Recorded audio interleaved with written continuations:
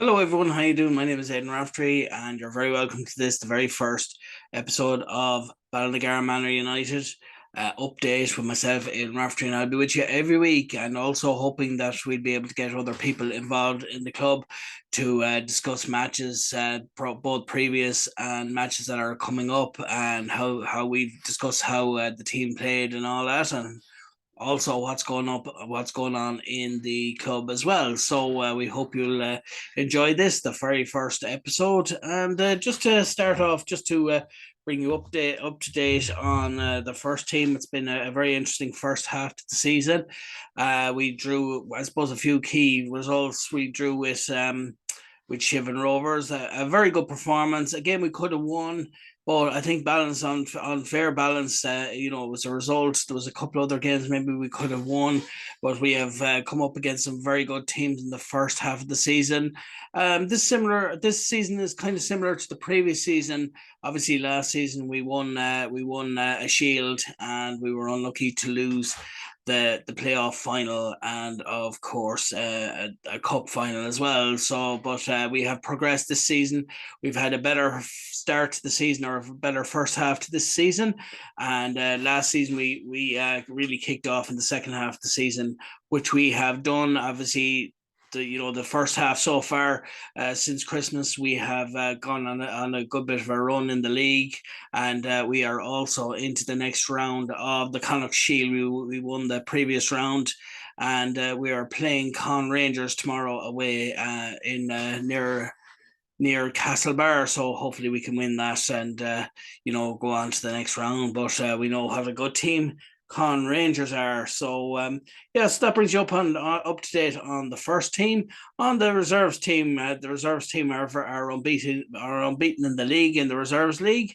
Going on a good run, so it's great to see that, and it also gives game time to the lads that are maybe on the bench for the first team, and also I suppose for first team players coming back from injury, it's also a very good way to ease their way back into it. And of course, on a weekend that we don't have a first team match, some lads have the option of playing with the reserves team, which is great. And indeed, some first team players play with the reserves on the Saturday and the Sunday, just to brush up on a bit of training. So we'd like to say well done to both teams. It's great to be involved. And just to let you know, I'm the first team physio and reserve physio, as well as goalkeeping coach. It's a it's a huge honor, and I really enjoy being part of the club as well. So really looking forward to the future with the club, and they're a great group of people to be involved with. And moving on to the race night, yes, we had our race night on the day before New Year's Eve. It was a great night out, plenty of money raised as well. It was a great there was a great togetherness about it, and there was a good crowd at it, and so it was very enjoyable. Obviously, there was a few awards on the night. Tom Ward got top scorer. Keen Galvin got Young Player of the Year, and Aaron Dowd got Senior Player of the Year, and I got Club Person of the Year. A big surprise for myself, something I wasn't expected, but a huge honor. So I'd like to thank everyone for the opportunity, and I was delighted to get the result, or to get the award. I'd also like to say the next two games that are coming up. As I said, tomorrow we have a game away to Con Rangers in the Connacht Shield, so hopefully we'll have a good trip to Mayo tomorrow, and of course next weekend we are away to Moore United, so that's for the first team, and of course, as I said, the reserve team are going very well as well, and I'd also like to wish Tom Ward a speedy recovery from his long-term injury. He's out injured long term, so we'd like to, I'm sure, on behalf of everyone at the club, we'd like to wish him a speedy recovery. And also, unfortunately, we lost Jerry Ward as well. He transferred to Castlereagh Celtic, so we'd like to wish him all the best with his new team. And also coming up, the importance of everyone in the team. Now, like I was saying, like a lot of people were saying about me, winning winning the club person of the year, and it was a big honor. But like I said, it's everyone in the club. Everyone is very important, from the for both teams. Every player in the first 50 and the first 11, the subs, the managers, Chris and George, and of course Porrick, the supporters that come every week. It's great to see them, and the sponsors, the committee members, everyone is key to the success and how we achieve things on on the pitch. Without everyone pulling together, it wouldn't be possible to field teams. So that, from my point of view, anyone could have won the award.